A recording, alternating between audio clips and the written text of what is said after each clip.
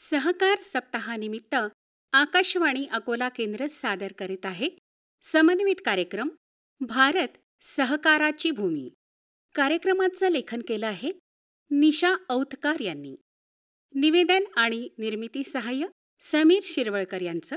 आणि कार्यक्रमाचे सादर करते सूरज गोळे.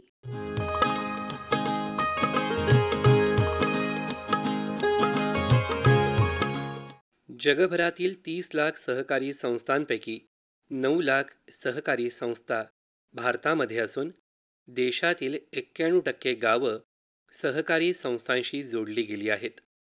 त्यामुळे भारतीय सहकार चळवळीला लाभलेला समृद्ध इतिहास सहकाराची भूमी म्हणून संपूर्ण जगासाठी प्रेरणास्त्रोत आहे. लोकांच्या हाताला काम तसंच शेतकऱ्यांच्या मालाला योग्य दर देऊन त्यांची आर्थिक विवंचना थांबवण्याचं काम सहकारामुळं शक्य झालं. भारत देशाच्या विकास प्रक्रियेमध्ये सहकार क्षेत्राचं योगदान कुणीही विसरू शकणार नाही.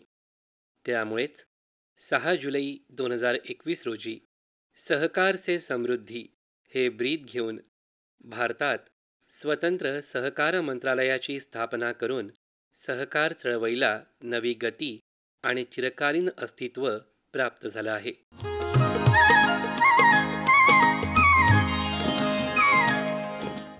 संयुक्त राष्ट्रसंघाच्या 19 जून 2024च्या आमसभेत 2025 हे आंतरराष्ट्रीय सहकार वर्ष म्हणून साजरं करण्याचा निर्णय घेतला गेला आहे.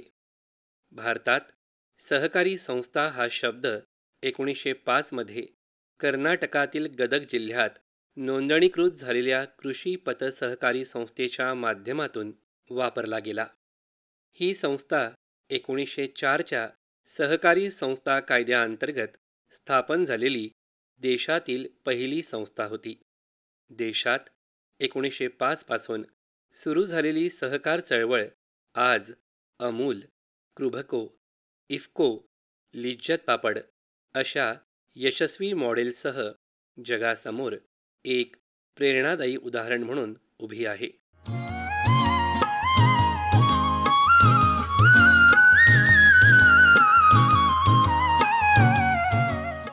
मध्यस्थ आणि व्यापाऱ्यांकडून होणारं शोषण थांबवण्यासाठी आशिया खंडातील पहिली दुग्ध सहकारी संस्था कैरा जिल्हा सहकारी दूध उत्पादक संघ म्हणून गुजरातच्या आणंद इथं 1946 मध्ये स्थापन झाली होती. आज तिलाच अमूल म्हणून ओळखलं जातं. विशेष म्हणजे आज अमूल सहकारी संस्था ही जगातील सर्वात मोठी दुग्ध उत्पादक संस्था म्हणून अभिमानानं भारत देशाचं नाव जगभरात पोहोचवत असून श्वेतक्रांतीची जनक ठरली आहे.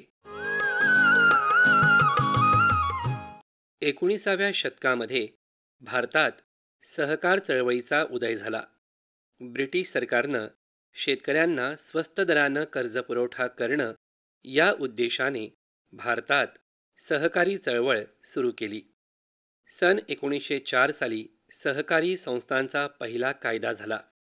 भारताला सहकारी संस्थांचा समृद्ध इतिहास आहे. म्हणूनच भारत देशाला सहकाराची भूमी म्हणतात. सहकार से करता वतन आगे कदम आगे कदम. भारत देशात प्रत्येक गावामध्ये सहकारी संस्था पोहोचलेल्या आहेत. त्यामुळे सरकार आणि सहकार एकत्रित आल्यास देशाची समृद्धी होण्यास विलंब लागणार नाही. देशातील नागरिकांचा सहकारी क्षेत्रावर मोठा विश्वास असून सहकारी संस्थांमधील पारदर्शकता निर्माण करण्यासाठी सहकारी संस्थांच्या माध्यमातून मिळणारी कर्ज, गुंतवणूक, रक्कम भरणा यासह विविध बाबींसाठी डिजिटल व्यवहार प्रणालीचा वापर होणं गरजेचं असून या माध्यमातून सहकार क्षेत्र एक डिजिटल मॉडेल बनेल असा विश्वास व्यक्त केला जातो आहे.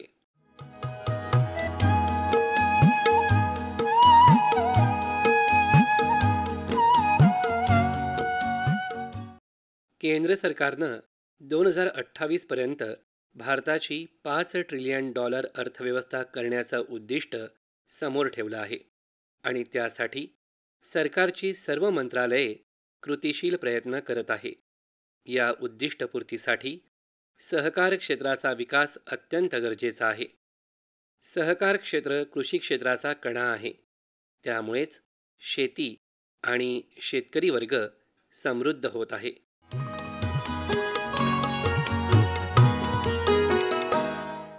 देशातील सहकार चळवळीमध्ये महाराष्ट्र कायम अग्रस्थानी राहिला असून देशातील सर्वाधिक सहकारी संस्था या महाराष्ट्र राज्यात आहेत.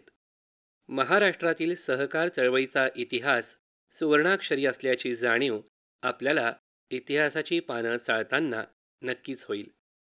1918ला नगर म्हणजेच आजच्या अहिल्यानगरमध्ये फार मोठा दुष्काळ पडला होता. त्यावेळी सावकारांनी अनेक शेतकऱ्यांच्या जमिनी हडपल्या. शेतकऱ्यांची झालेली घुसमट पाहता ऐन तारुण्यात असणाऱ्या विठ्ठलराव विखे पाटील यांचा आत्मा पेटून उठला.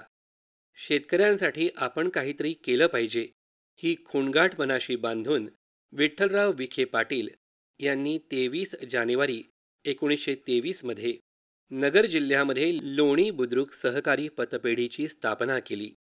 ही आशिया खंडातील पहिली सहकारी पतपेढी होती. एवढंच काय, तर आशिया खंडातील पहिला सहकारी साखर कारखाना काढण्याचं श्रेयसुद्धा सहकार महर्षी विठ्ठलराव विखे पाटील यांना जातं. अर्थशास्त्रज्ञ धनंजयराव गाडगीळ यांच्या अध्यक्षतेखाली श्रीरामपूर इथं 1945 द डेक्कन कॅनॉल्स बागायतदार परिषदेत विखे पाटील यांनी सर्व शेतकऱ्यांना एकत्र करून सहकारी साखर कारखाना काढण्याचा ठराव मांडला. अतोनात कष्ट घेऊन, गावोगावी भटकंती करून भागभांडवल जमवलं. कारखान्याला शासनाकडून मंजुरी मिळाली. विना सहकार नाही उद्धार याची जाणीव करून दिली.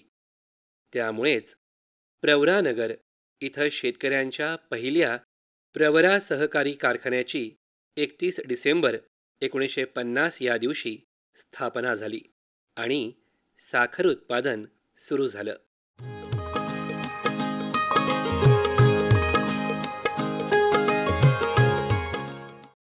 प्रवरानगरचा हा सहकारी साखर कारखाना आजही आशिया खंडातील अग्रगण्य साखर कारखाना म्हणून मानला जातो. या कारखान्याचं उद्घाटन देशाचे पंतप्रधान पंडित जवाहरलाल नेहरू यांच्या हस्तेच व्हावं अशी विठ्ठलराव विखे पाटील यांची इच्छा होती. त्यामुळेच कारखान्याचं उद्घाटन 15 मे 1961 लोणी बुद्रुक इथं तत्कालीन पंतप्रधान पंडित जवाहरलाल नेहरू यांच्या हस्ते करण्यात आलं. उद्घाटनावेळी पंडित नेहरू आपल्या भाषणात म्हणाले होते, विद्वान आणि श्रीमंत माणसंच मोठी कार्य करू शकतात ही माझी धारणा होती. परंतु कमी शिक्षण असूनही विखे पाटलांसारखे सामान्य शेतकरी एवढं मोठं कार्य करू शकतात हे मी आज पाहिलं. आजपर्यंत 12 फूट उंचीचा ऊस मी कधीही पाहिला नव्हता. तो आज नगर जिल्ह्यात पाहण्याचा योग आला, असंही पंडित नेहरू म्हणाले होते.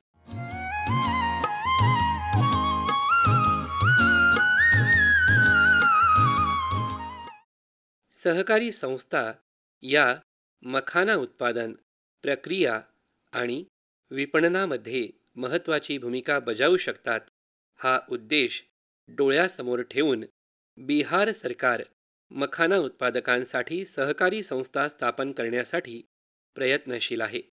यामुळे जगातील सर्वाधिक मखाना उत्पादन करणाऱ्या कटिहार, मधुबनी, दरभंगा या जिल्ह्यांसह बिहार राज्याचा विकास आणि शेतकऱ्यांची आर्थिक स्थिती सुधारेल.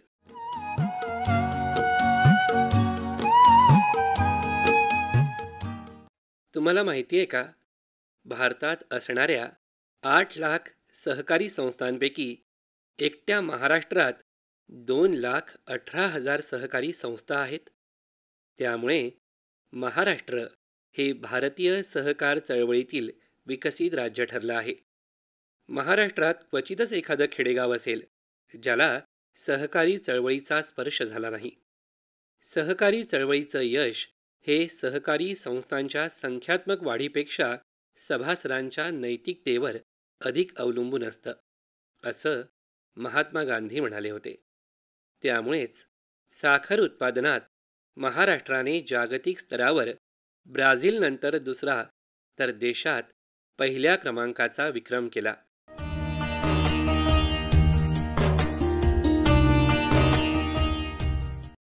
सहकार क्षेत्रामुळेच विदर्भाला जागतिक पातळीवर ओळख मिळाली, हे विसरून चालणार नाही. कापसाच्या खरेदी विक्री व्यवहारासाठी 1886 मध्ये हैदराबाद ॲक्टमधील तरतुदीचा अवलंब करीत वाशिम जिल्ह्यातील कारंजा लाड इथं देशातीलच नव्हे तर आशिया खंडातील पहिल्या कृषी बाजार समितीचा श्री गणेशा झाला, ज्यामुळे शेतकऱ्यांना आपला कापूस विकण्यासाठी हक्काची जागा मिळाली आणि महाराष्ट्रात जिनिंग प्रेसिंग फॅक्टरीचा विकास झाला. त्या काळी अकोल्याची ओळख कॉटन सिटी म्हणून होती. या कारणाने अकोला शहराला जोडणारे रेल्वे मार्ग यवतमाळ, अमरावती बडनेरा, मूर्तिजापूर अकोला, जलम खामगाव, आर्वी पुलगाव या रेल्वे मार्गांची निर्मिती झाली होती, ज्यामुळे विदर्भातील कापूस गाठी मुंबईच्या बंदरावर आणि तेथून मँचेस्टर लँकेशायरच्या मिलसाठी नेण्याची व्यवस्था उभी झाली. हा इतिहास पाहता सहकारातून समृद्धीकडे हे ब्रीद अधिक दृढ झालं.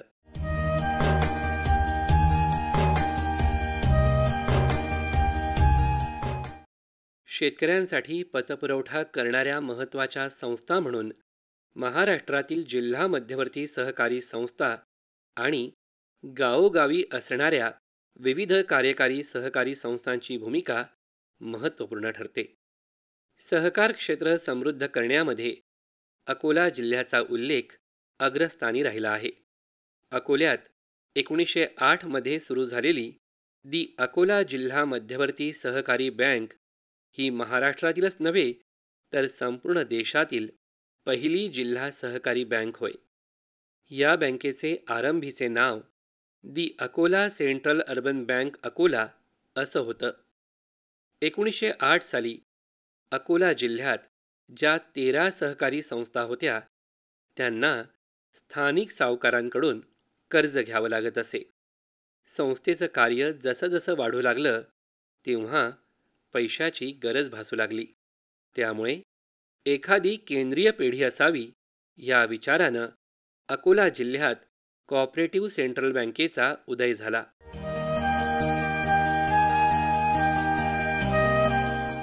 सहकाराविषयी अधिक व्यक्त होत आहेत अकोला आणि वाशिम जिल्हा मध्यवर्ती सहकारी बँकेचे अध्यक्ष डॉक्टर संतोष कुमार कोरपे. सहकार से समृद्धी हा नारा या आंतरराष्ट्रीय सहकार वर्षामध्ये भारत सरकारच्या सहकार मंत्रालयाने दिलेला आहे. मग याचा आशय असा मी घेतो तो की पीपल्स पार्टिसिपेशन जोपर्यंत एका समाज जीवनामध्ये एखाद्या कार्यात नसेल तोपर्यंत ते कार्य यशस्वी होऊ शकत नाही. एक घोषवाक्य आहे महामना पंडित मालवीयजीचं. त्याचा साधारण अर्थ असा आहे की अनेक लोकांच्या एकत्रित प्रयत्नातूनच मोठं कार्य उभं राहू शकतं. आणि ज्याप्रमाणे भारत सरकारचा हा विश्वास आहे, माझा त्याच्याहीपेक्षा ठाम विश्वास आहे की सहकारातूनच भारतीय जनमानसाला प्रगतीचा मार्ग दिसू शकतो. मी अकोला वाशिम जिल्हा मध्यवर्ती सहकारी बँकेचा अध्यक्ष या नात्याने जवळजवळ गेल्या 35 वर्षापासून सहकार जगतच आहे. मी बघितलं ही सहकारी पतव्यवस्था जोपर्यंत जिवंत आहे तोपर्यंत आमच्या शेतकऱ्याला हमखास पेरणीच्या हंगामामध्ये पीक उभं करण्याकरता म्हणून आवश्यक त्या भांडवलाची शाश्वती आहे. आणि ते कायम कसं राहील त्याकरता बँक ही खंबीर पायावरती कशी उभी राहील आणि भक्कमपणे कसं काम करू शकेल हे पाहण्याचा मी नेहमी प्रयत्न केलेला आहे. आणि लोकांच्या आशीर्वादाने त्यांच्या सपोर्टनी आम्ही या सगळ्या प्रयत्नात आजपर्यंत तरी यशस्वी ठरलेलो आहोत. सहकारी बँकिंगचा फायदा सहकारातले अनेक प्रोजेक्ट उभे करण्यामध्ये देखील झाला. त्यातले काही चालले, काही चालू आहेत, काही दुर्दैवाने बंद पडले. चालणाऱ्यामध्ये काही क्षमता असते म्हणूनच चालतात असंही नाही. बंद पडणाऱ्यामध्ये कुठले तरी फॅक्टर्स आडवे येतात म्हणून बंद पडतात असंही काही म्हणता येणार नाही. परंतु त्यांना भांडवल पुरवण्याची जी एक व्यवस्था म्हणून ही बँक आहे, या बँकेने तिचं काम आजपर्यंत पूर्ण केलेलं आहे आणि पुढेही करत राहील. आणि मला स्वतःला ही आशा आहे, नवे खात्री आहे, अकोला व वाशिम जिल्ह्यापुरतं सहकाराचा पाया हा भक्कम असल्यामुळे ज्या बँकेची गणना भारतातली पहिली जिल्हा मध्यवर्ती सहकारी बँक म्हणून अशा या आमच्या जुन्या अकोला जिल्ह्याचं कार्यक्षेत्र असलेल्या भागामध्ये सहकार हा आणखीन 100 वर्ष भक्कमपणे काम करेल. लोकांचं जीवनमान उंचवण्याकरता म्हणून त्याचा मोठा आधार मिळेल ही मी खात्री व्यक्त करतो.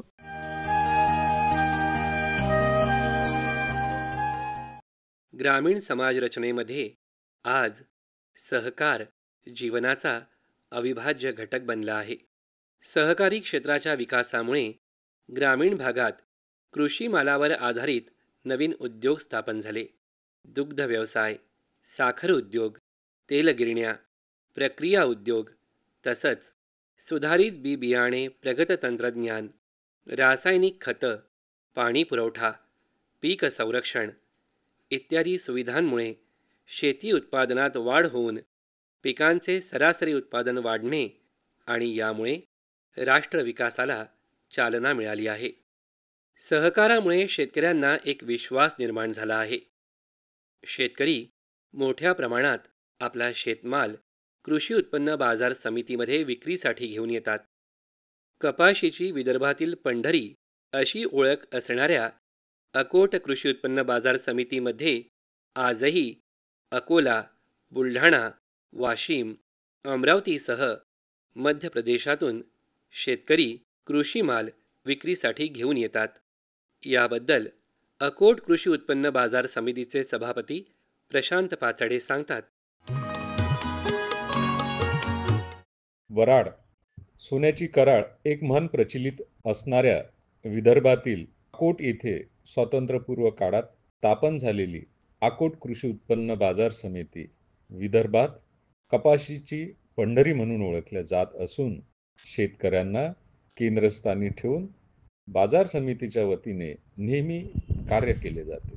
अकोट बाजार समितीमध्ये कपाशीला सर्वाधिक दर देणारी कृषी उत्पन्न बाजार समिती म्हणून संपूर्ण विदर्भामध्ये प्रसिद्ध आहे. कापसाची हराशी जी आहे ती खुल्या पद्धतीने केली जाते. खुल्या पद्धतीने हराशी केल्यामुळे व्यापाऱ्यांमध्ये स्पर्धा निर्माण होते. व्यापाऱ्यांमध्ये स्पर्धा निर्माण झाल्यामुळे शेतकऱ्यांना चांगला दर मिळण्यास मदत होते. यामुळे शेतकऱ्यांचा सुद्धा बाजार समितीवरती विश्वास आहे. शेतकरी हा आमच्यासाठी महत्त्वपूर्ण घटक असून शेतकऱ्यांच्या कृषी मालाला योग्य दर मिळावा या उद्देशाने अकोट बाजार समिती अखंड कार्य करत आहे. अकोट बाजार समितीमध्ये ज्या रुईच्या गाठी तयार होतात याची गुणवत्ता अत्यंत चांगली असल्यामुळे याला संपूर्ण देशामध्ये खूप मोठी मागणी आहे. सहकाराची भूमी असणाऱ्या भारत देशात ग्रामीण भाग शेतकरी विकास करण्यासाठी सहकार क्षेत्र अधिक मजबूत होणं गरजेचं आहे. सहकारातून रोजगार आणि समृद्धीच्या अनेक वाटा निर्माण होतात. सहकाराची भूमी अधिक समृद्ध करण्यासाठी विना सहकार नाही उद्धार आणि सहकारातून समृद्धीकडे ही भावना वृद्धिंगत होणं गरजेचं आहे.